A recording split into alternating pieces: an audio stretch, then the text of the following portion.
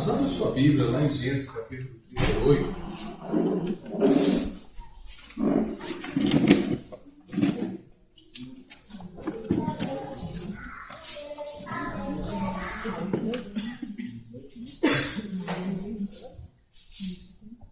Gênesis, no capítulo 38, a partir do verso 1. Vamos ler um texto, ele é um pouco extenso. Deixe o Espírito de Deus falar ao seu coração nessa noite. Amém?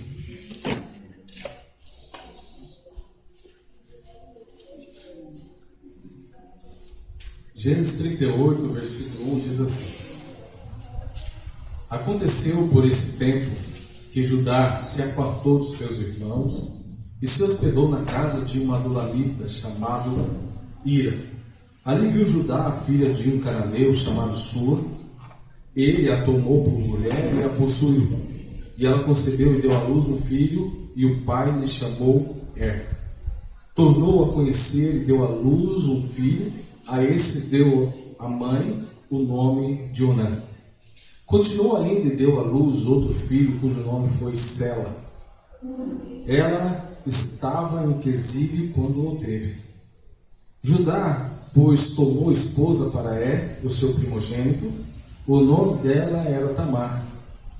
Porém, o primogênito de Judá era perverso perante o Senhor, pelo que o Senhor o fez morrer. Então disse Judá a Onã: Possui a mulher do teu irmão, cumpre o levirato e suscita descendência a teu irmão. Sabia, porém, Onã que o filho não seria tido por seu, e todas as vezes que possuía a mulher de seu irmão, deixava o sêmen cair na terra, para não dar descendência a seu irmão. Isso, porém, que fazia era mal perante o Senhor, pelo que também a esse fez morrer. Então disse Judá a Tamar, sua nora: Permanece viúva em casa de teu pai, até que Sela, meu filho, venha ser homem. Pois disse: para que não morra também este como os seus irmãos. Assim Tamar se foi, passando a residir em casa de seu pai. No correr do tempo morreu a filha de Sua, mulher de Judá, e consolado Judá subiu aos tosqueadores de suas ovelhas em Tina. Ele, seu amigo Ira, o adulamita, e o comunicaram a Tamar: e eis que o teu sogro sobe a Tina para tosquear as ovelhas. Então ela despiu as vestes de sua viuvez e, cobrindo-se com um véu, se despachou e se assentou à entrada de Enaim, no caminho de Tino, pois via que Selá já era homem e ele não lhe fora dada por mulher. Vendo-a Judá, teve-a por meretriz, pois ela havia coberto o rosto. Então se dirigiu a ela no caminho e lhe disse: Vem, deixa-me possuir-te, porque não sabia que era sua nora. Ela respondeu: Que me darás para coabitares comigo? Ele respondeu: Enviar-te-ei um cabrito do rebanho. Perguntou ela: Dar-me-ás penhor até que os mande? Respondeu ele: Que penhor te darei? Ela disse: O teu selo, o teu cordão e o cajado que seguras. Ele, pois, lhe deu e a possuiu, e ela concebeu dele. Levantou-se ela e se foi, tirou de sobre si o véu e tornou as vestes da sua viuvez. Então enviou Judá o cabrito por mão do adulamita, seu amigo, para rever o penhor da mão da mulher. Porém não a encontrou. Então perguntou aos homens daquele lugar: Onde está a prostituta cultual que se achava junto ao caminho de Enaim? Responderam: Aqui não esteve meretriz nenhuma. Tendo voltado a Judá, disse: Não a encontrei. E também os homens do lugar me disseram que aqui não esteve prostituta cultual nenhuma. Respondeu Judá: Que ela o guarde para si, para que não nos tornemos em opróbrio. Mandei-lhe com efeito o cabrito, todavia não achaste. Passados quase 3 meses, foi dito a Judá: Tamar, sua nora, adulterou, pois está grávida. Então disse Judá: Tirai-a para fora, para que seja queimada. E tirando-a, mandou ela dizer a seu sogro: Do homem de quem são estas coisas, eu concebi. E disse mais: Reconhece de quem é esse selo, e esse cordão, e esse cajado? Reconheceu Judá e disse: mais justa é ela do que eu, porquanto não a dei a Sela, meu filho, e nunca mais a possuiu. E aconteceu que, estando ela para dar à luz, havia gêmeos no seu ventre. Ao nascerem, um pôs a mão para fora, e a parteira, tomando-a, lhe atou o fio encarnado e disse: Esse saiu primeiro. Mas recolhendo ele a mão, saiu o outro, e ela disse: Como rompesse saída, eles chamaram Pérez. Depois lhe saiu o irmão, em cuja mão estava o fio encarnado, eles chamaram Zera. Amém? Glória a Deus. Vamos fazer então uma palavra de oração. Pai Santo, nós adoramos o Senhor, ó Deus. Nós celebramos o Teu nome e rendemos graças ao Senhor nesse lugar. É um privilégio podermos estar na Tua presença. É um privilégio de sentarmos à mesa, ó Deus, como nós sentamos, partindo do pão e bebendo do cálice. Mas também é um privilégio, Deus, privilégio único, poder sentar à mesa e ouvir o Seu Espírito falar ao nosso coração. Ó Deus, que a Tua palavra ela encontre lugar na nossa vida. Ó Deus, que ela encontre morada no nosso coração. E que ela venha, ó Deus, produzir frutos e frutos que permaneçam, para a honra e glória do Teu nome. No nome santo de Jesus. Amém. Amados, em Gênesis capítulo 3, nós vamos deparar um relato nas Escrituras, que o próprio Deus preparou roupas para Adão e para Eva. Nós vamos nos deparar com esse relato de que Deus, Ele preparou as roupas para Adão e Eva, para os primeiros moradores do jardim. Ainda no jardim, Deus preparou essas roupas. Quando nós lemos o texto de Judá e Tamar, nós vamos deparar e vamos bater de frente com uma realidade nas Escrituras. E a questão das Escrituras que salta aos nossos olhos é que a ideia de roupa nas Escrituras, de vestes, ela tem um significado muito importante e espiritual para as nossas vidas. E nessa noite eu gostaria de falar com vocês sobre as vestes que ocultam e as vestes que revelam. E para a gente falar sobre isso, a gente precisa discorrer a respeito de uma realidade que está em Gênesis 3. Que quando o homem pecou, ele fez para si, para encobrir a sua vergonha, vestes, de folhas. Então, quando o homem fez as vestes de folha, para encobrir a sua vergonha, com folhas de figueira, Deus, quando expulsou eles do Éden, disse: vocês não vão vestir assim. Não está essa maneira, a forma que eu disse, não está na Escritura. Mas você vai ver que Deus não deixou sair do Éden vestido com roupas de folhas de figueira. Mas Deus fez o primeiro sacrifício no Éden, matando um animal, tirando o couro do animal e vestindo um homem. A Escritura Sagrada vai dizer logo depois, em Gênesis capítulo 4, que aquele ato de Deus era um ato onde Deus cobriu, que Deus vestiu o homem para cobrir a sua vergonha. E a vergonha era o pecado. Então de lá para cá, Deus tem nos coberto. O sangue de Jesus nos cobre, nos reveste. Ele encobre todas as nossas vergonhas.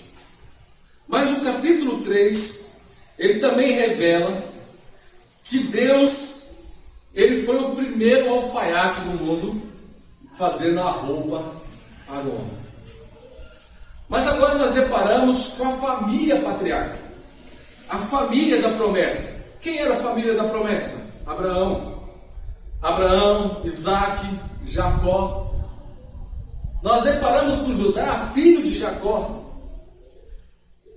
E nós vamos olhar para a família de Jacó, para a família de Abraão, para a família da promessa, que eles têm uma relação com roupas e tem um significado muito importante na trajetória deles. Primeiro, a família da promessa tem de usar uma roupa para assegurar uma identidade ou uma posição que não possui. A primeira coisa que nós vamos olhar para a realidade da família da promessa. Primeiro, Jacó usou as roupas de seu irmão para ganhar a posição de Esaú.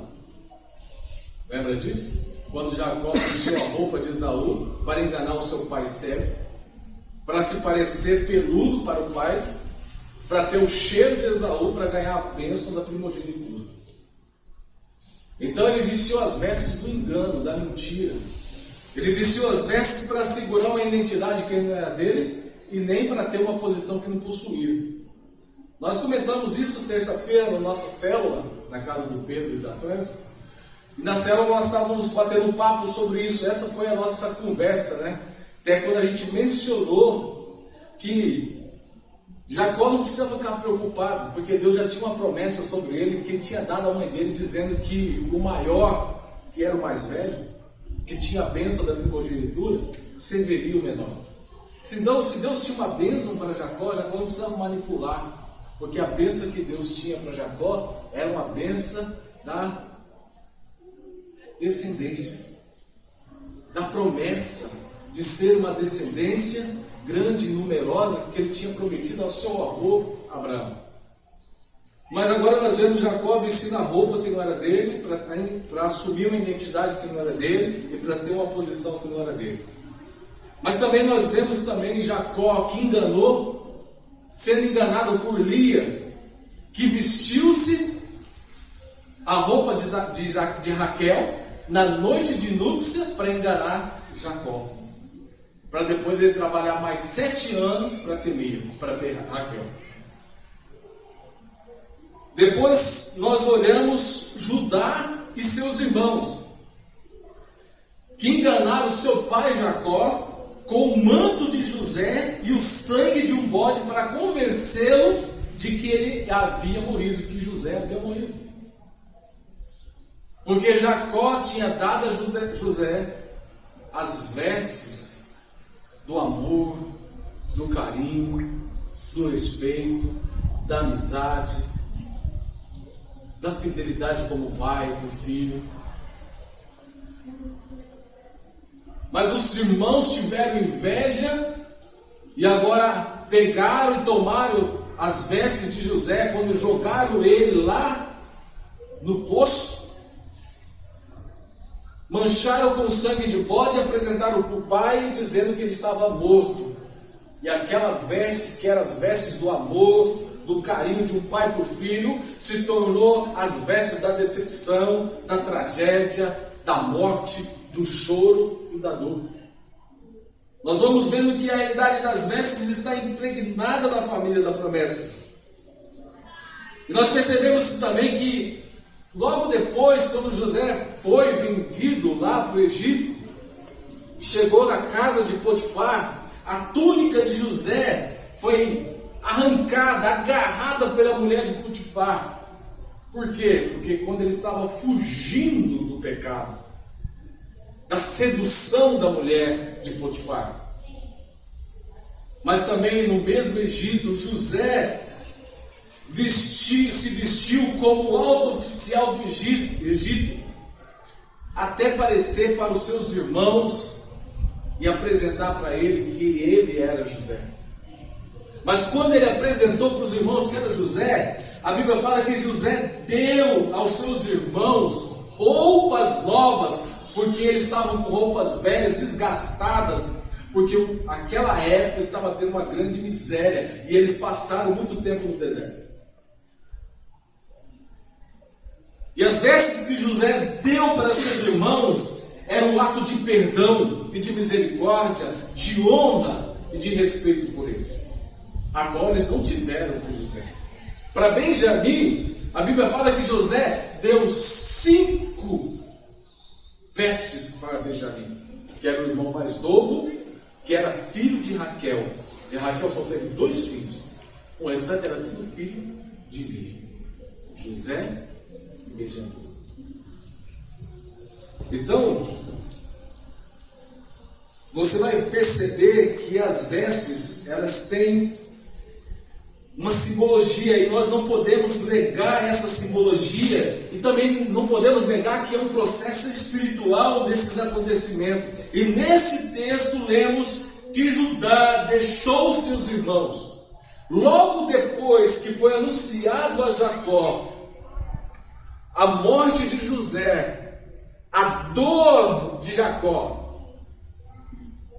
porque quando os irmãos voltaram do poço, José já tinha sido levado, mas agora eles tinham que lidar com a dor de Jacó, pela perda de José. E a Bíblia fala que naquele momento, logo o capítulo seguinte, vai mostrar que Judá, ele saiu daquele lugar, de perto dos parentes, de perto dos irmãos, de perto do pai, de perto da realidade cultural que ele tinha, espiritual que ele tinha, todo o ensinamento de Jacó, tudo aquilo que ele herdou de Jacó, agora ele vai para outra realidade. E é o texto que nós lemos, que Judá, ele saiu e passou a viver na região de Adulão, no meio dos cananeus, que era uma outra proposta religiosa, que era uma outra proposta de adoração, era uma proposta onde as pessoas se esqueciam de Deus e apontavam-se para outro tipo de adoração, para outros deuses, para outra cultura e outra realidade, a qual ele não foi criado. Mas nós percebemos que Judá ele foi morar na casa de um amigo chamado Ira. Judá passou a ser influenciado por esse amigo pagão, e nessa região a qual ele foi morar, ele se apaixonou também por uma mulher pagã, a qual a mistura, casamento misto naquela época, não era legal. Então eu quero dizer para vocês que tem algumas lições desse texto aqui. Que quando José ele vai e casa com Sua, e ele vai morar na região de Quezibe. A região de Quezibe é conhecida como a terra de engano, porque essa é a palavra que significa, isso que significa Quezibe: decepção, terra da mentira, terra do engano. Então ele foi viver no lugar da decepção, no lugar de ser enganado. Aquele homem que enganou o pai vai morar numa região onde ele também é enganado.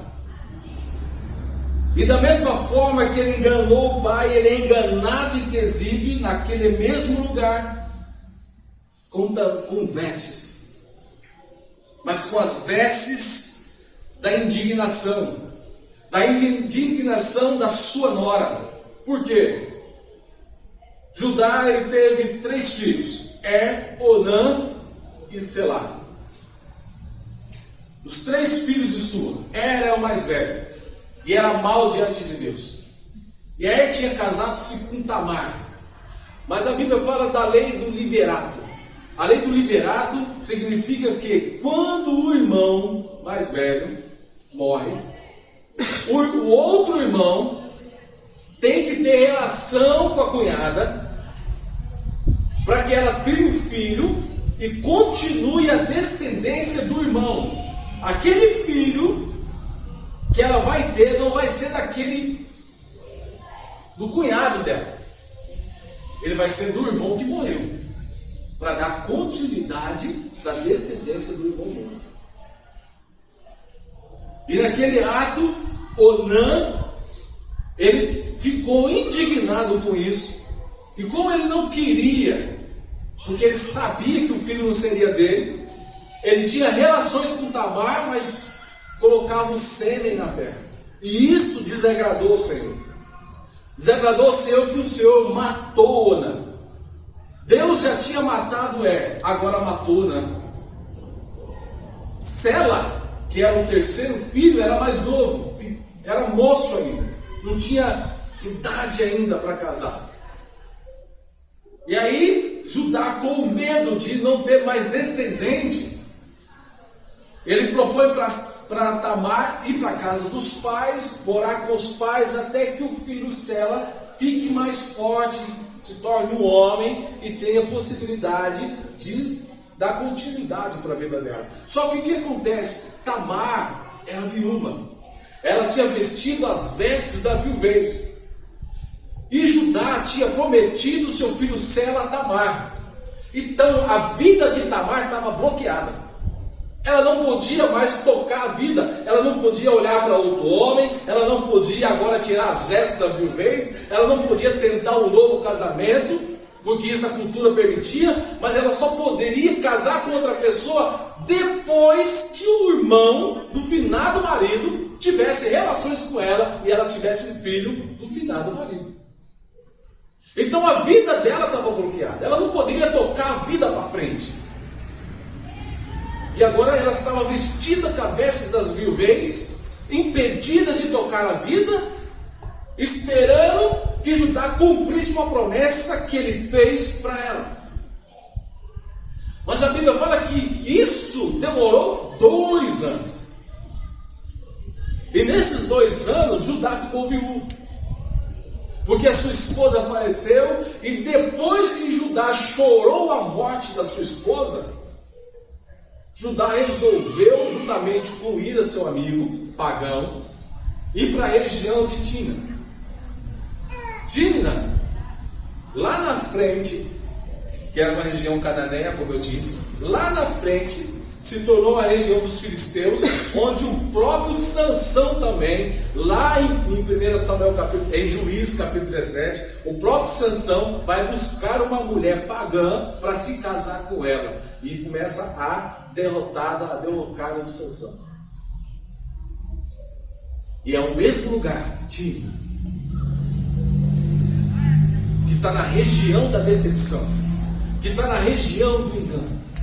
Mas agora Tamar fica sabendo que seu sogro vai descer para Timna, e ali vai ver como que está a tosquia das suas ovelhas. E havia uma cultura cananeia que dizia que quando havia plantio e quando havia cuidado com gado, cuidado com criação, para que houvesse fertilidade, para que houvesse prosperidade, havia cultos promíscuos que garantia esse tipo de fertilidade, esse tipo de prosperidade. Aquele que criava ia criar mais, e aquele que plantava ia ter uma boa colheita, que era chamado as prostitutas e os prostitutos cultuais, que era um estilo de adoração que a partir do sexo, ali era homem com homem, mulher com mulher, ou eram orgias relacionais, e aí as pessoas se relacionavam como uma forma de culto. Por isso que quando Judá viu aquela mulher e entendeu ela como meretriz, que era a própria Tamar se disfarçando com a meretriz, ele entendeu que era uma prostituta cultual. Isso mostra uma realidade de Tamar, que Tamar agora ele tinha perdido todos os valores e princípios que ele aprendeu com a família dele. Ele tinha deixado para trás todos os seus princípios e agora estava numa região do engano. Ele estava sendo persuadido, influenciado pela terra do engano.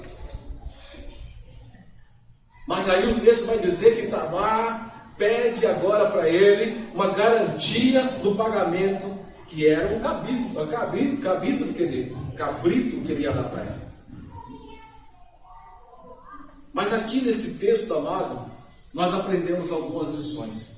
E eu quero trazer algumas lições para a gente aqui. Primeira coisa, dependendo das roupas que vestimos, revelamos o nosso declínio moral, geográfico e espiritual. Como eu disse, Judá tinha casado com Shua e foi morar na região de Quezib. Quezib, terra do engano, terra da decepção.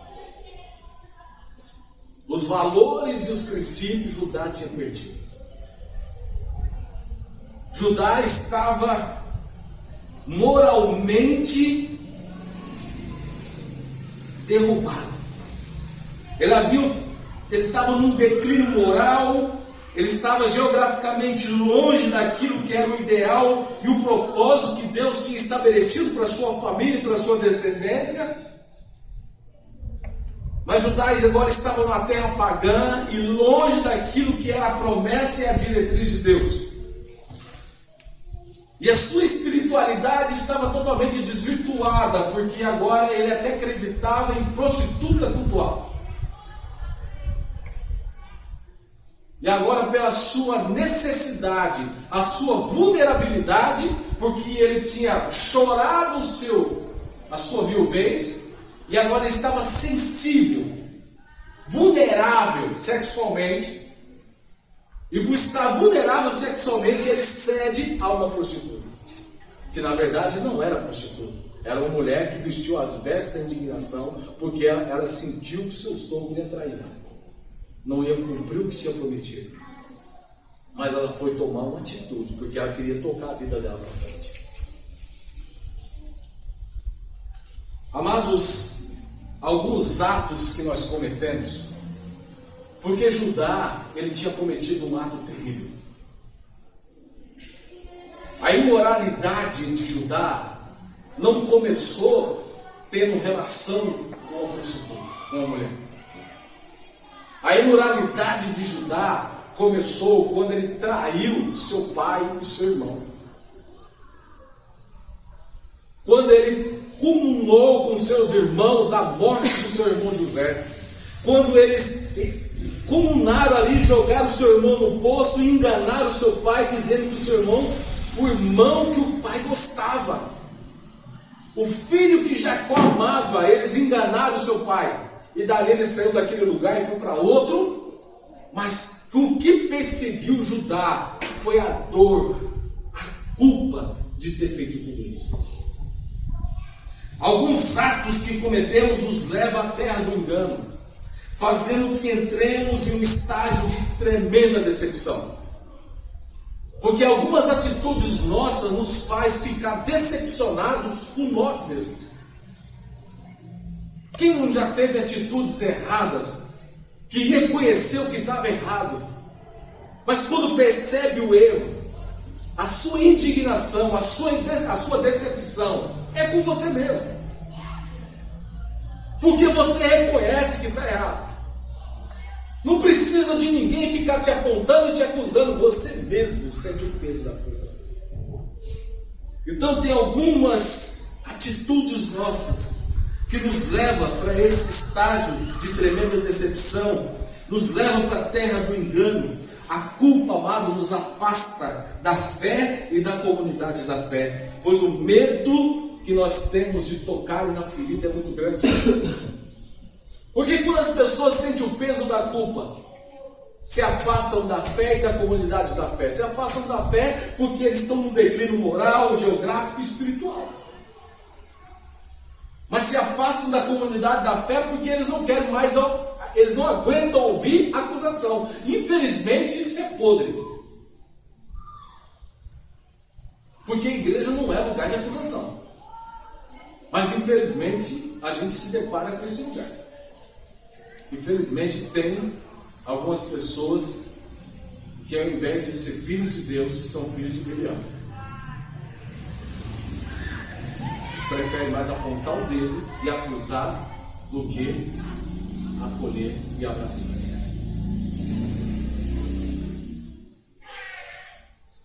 Mas às vezes esse declínio moral, geográfico, espiritual, às vezes esse lugar da decepção, às vezes o peso dessa culpa nos afasta da comunidade da fé, porque a gente deixa de acreditar que tem dor, amado, que nos leva para a cura.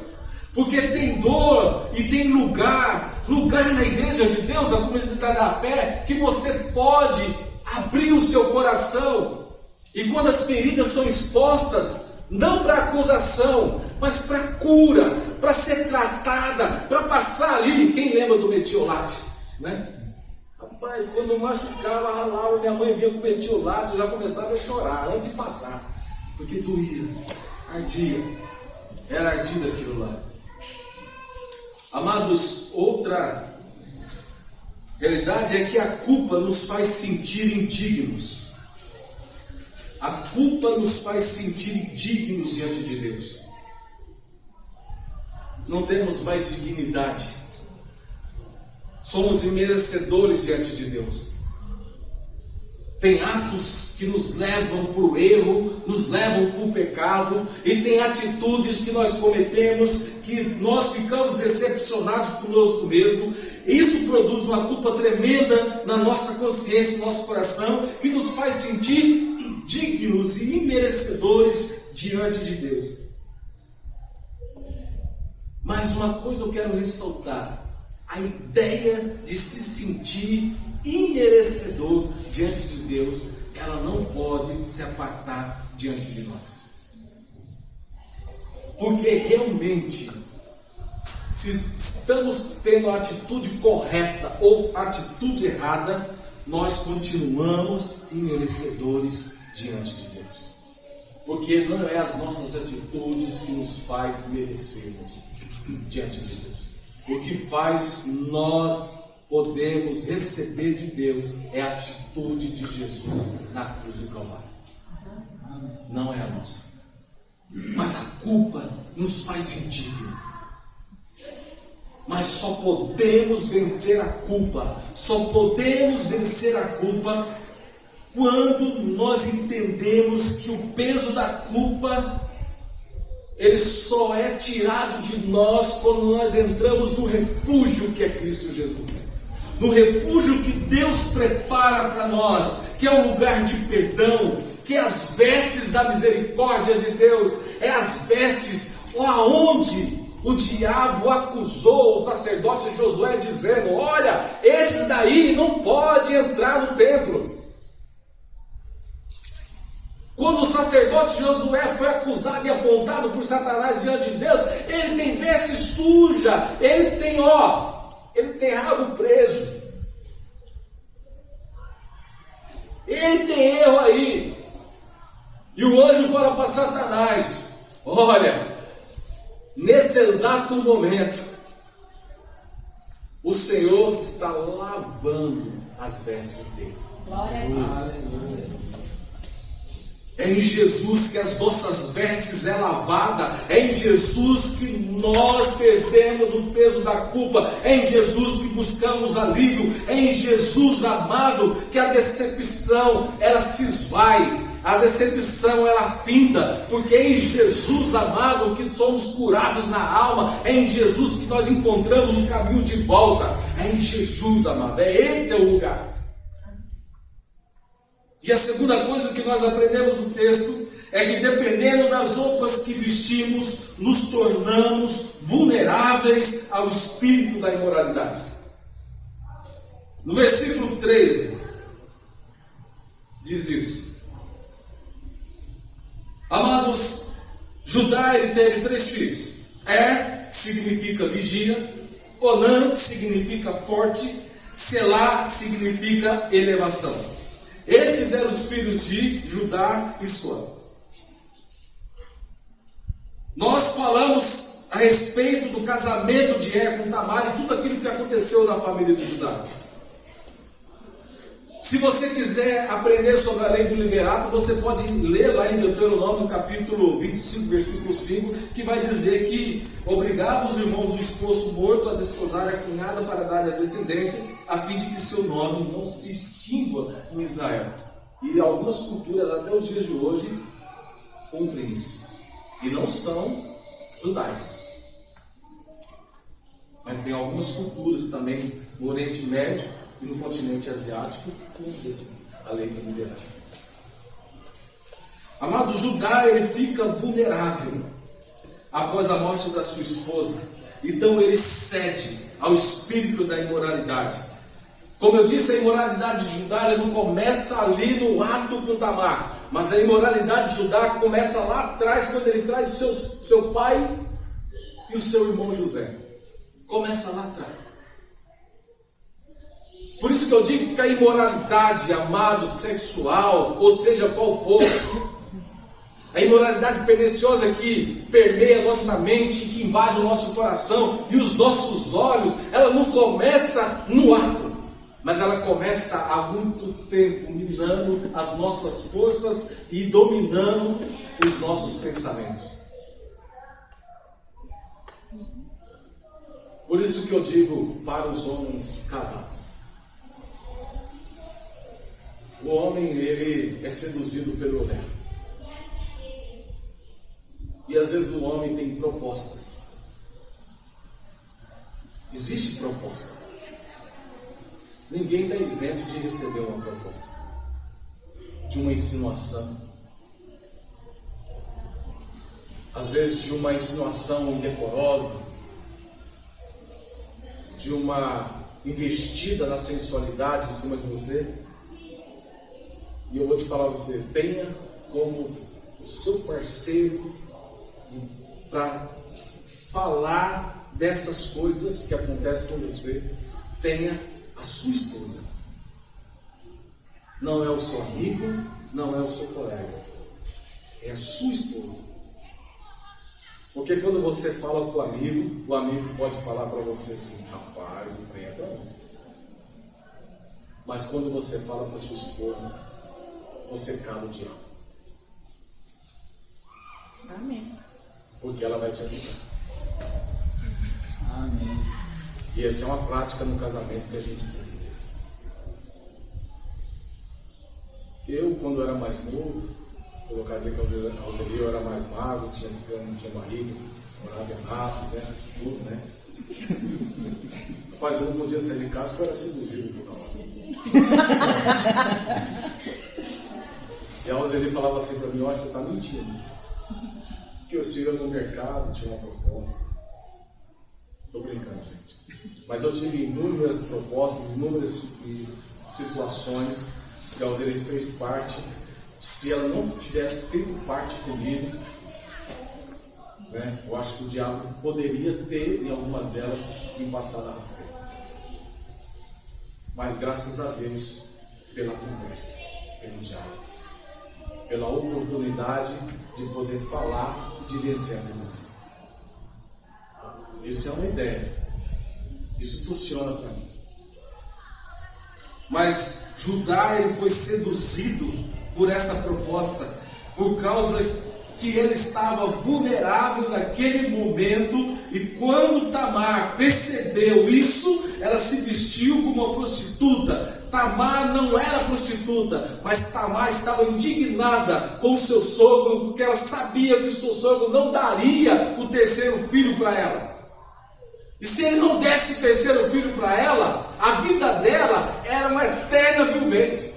Ela não poderia mais tocar a vida para frente. E agora ela vai, veste a sua roupa da prostituição, da promiscuidade, da indignação, e se apresenta ao seu sogro, que agora tem relações com ela. E agora ele é persuadido pelo espírito da imoralidade. E uma coisa eu digo para você, amado, o espírito da imoralidade, ele nos rouba. Ele nos rouba.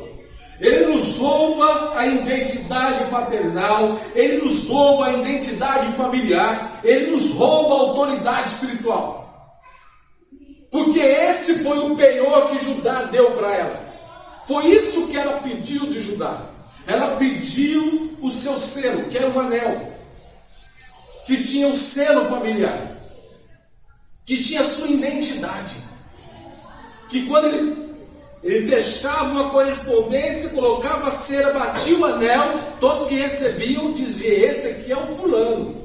Ali era a sua identidade, ali era a sua assinatura. Ali não precisava ir reconhecer firma no cartório, já era reconhecimento da sua firma, reconhecimento do seu nome, dizia quem você é.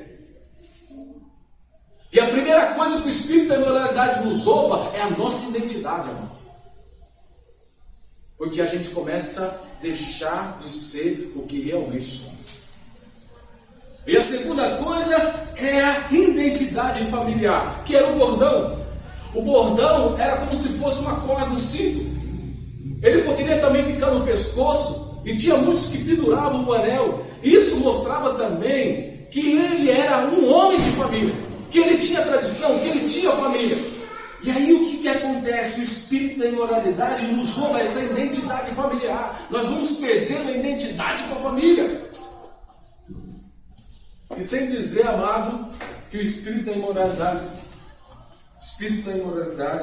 ele nos rouba a autoridade espiritual. Porque a gente fica tão vulnerável que a gente agora não tem autoridade para nada. E o pecado nos faz isso conosco. O pecado nos tira a autoridade. Porque o pecado nos envergonha diante de Deus. A gente não tem mais autoridade nem de dizer quem somos, a gente não tem mais autoridade para dizer que eu sou um homem de família. A gente não tem autoridade nem para manejar a palavra da verdade, porque a acusação é sobre nós. A vestes de Tamar revelou a traição e engano realizado por Judá e seus irmãos. O engano que ele realizou a José, e ele fez isso com Jacó. Mas tudo que aconteceu com ele, quando ele descobriu que era Tamar, quando ela mandou para ele dizendo: olha, foi esse homem que fez isso comigo, que me engravidou. Porque a sentença para Tamar é que ela fosse queimada. Isso era lei. Mas quando ela disse: quem fez isso comigo foi esse homem, Judá disse: eu sou errado. Aquele momento, amado, foi a cura de Judá. Aquele momento foi a cura de Judá, ao ponto de ele entender o que aconteceu na vida dele. Ele poder consertar as coisas passadas para poder seguir para frente. E ele diz: digna é ela. E quando Tamar fica grávida, ela fica grávida de gêmeos. Isso mostra algo maravilhoso diante da presença de Deus. Por quê? Ela tem 2 filhos. Um se chama Pérez e o outro se chama Gerá, né? Esqueci o nome. Alguém pode me ajudar aí? Zera. Pérez se torna agora o segundo, porque Zera é o primogênito, porque quando ele sai com o braço, amarra a fitinha vermelha dele, mas quando ele encolhe o braço, depois rompe, e aí aquele que rompe se chama Pérez, e esse é o descendente, está na descendência, na genealogia de Jesus. Aí você vai vendo que Jesus, na genealogia de Jesus, tem muita gente com muito problema. Na genealogia de Jesus tem mulheres que foram prostitutas. Na genealogia de Jesus tem a sequência daqueles que foram sempre o segundo, nunca foram o primeiro. Pessoas que passaram por muitas dificuldades, mas pessoas que encontraram o caminho dele.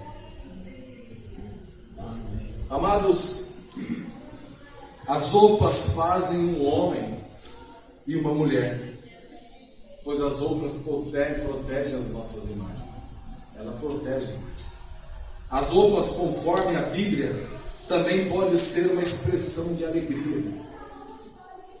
Quando um noivo e uma noiva vestem roupas nupciais, em Isaías 61:10 diz: é grande o meu prazer no Senhor, regozija-se a minha alma em meu Deus, pois ele me vestiu com as vestes da salvação, e sobre mim pôs o manto da justiça. Qual noivo que adora na cabeça como sacerdote? Qual noiva que se enfeita com joias?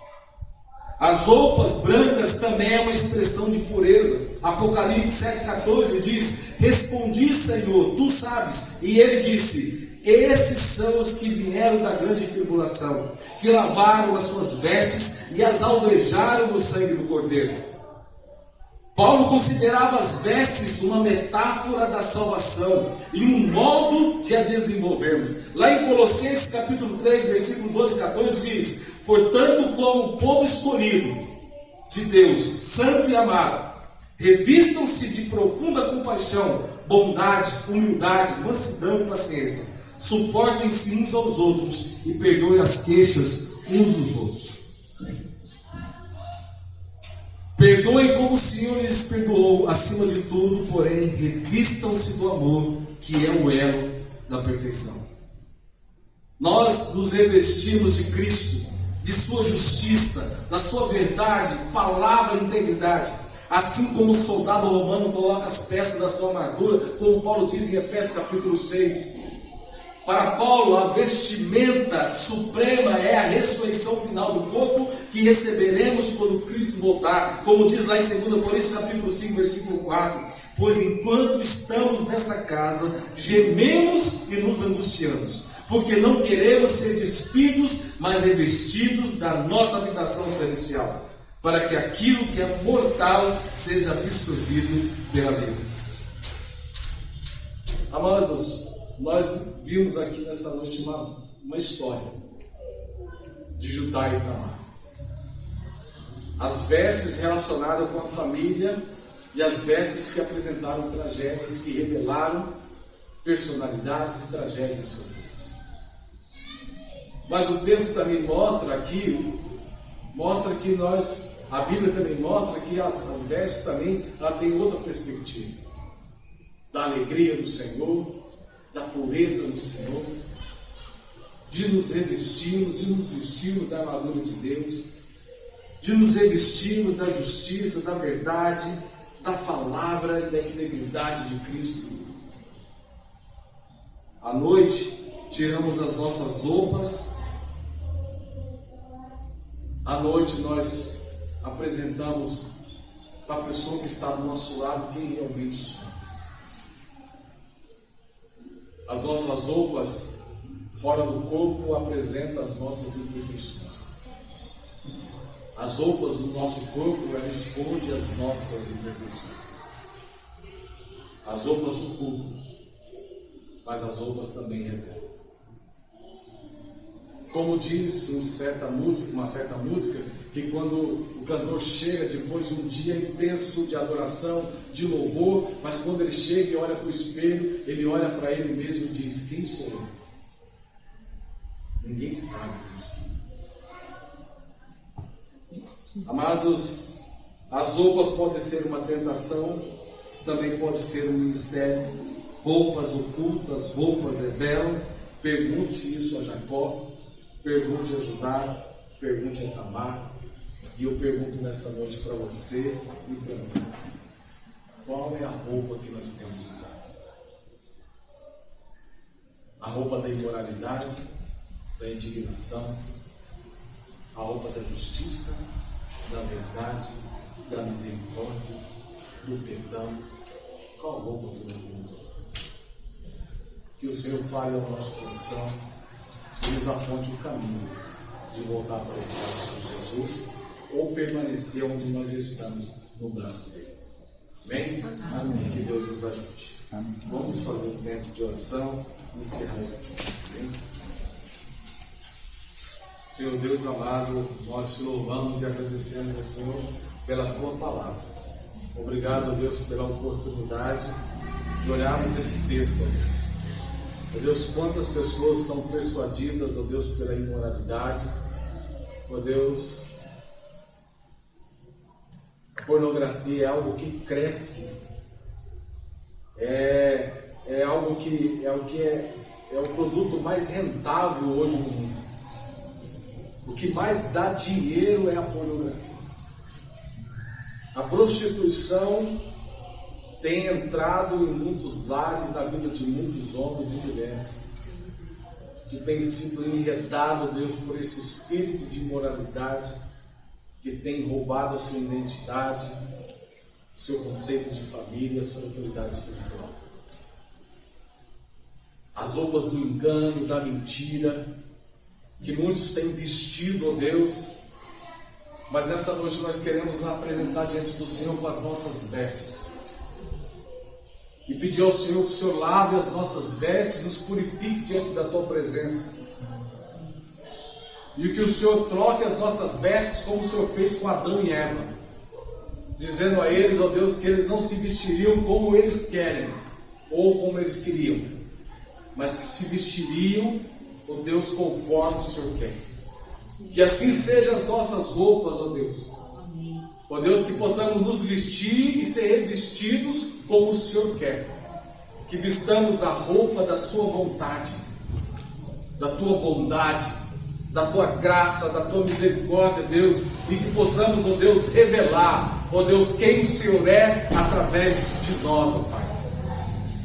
No perdão, na misericórdia, na graça, em todos os aspectos da nossa vida. Ó Deus, nos tire, ó Deus Altíssimo, qualquer declínio espiritual. Ó Deus, qualquer declínio moral, Senhor, nos tire, nos livre do mal. Guarde o nosso coração, guarde a nossa mente desse mundo corrompido e nos leve, ó Deus Altíssimo, para viver uma vida de intensidade e de verdade, de santidade na tua presença. Nos veste, ó Deus, com a roupa da santificação. No nome santo de Jesus.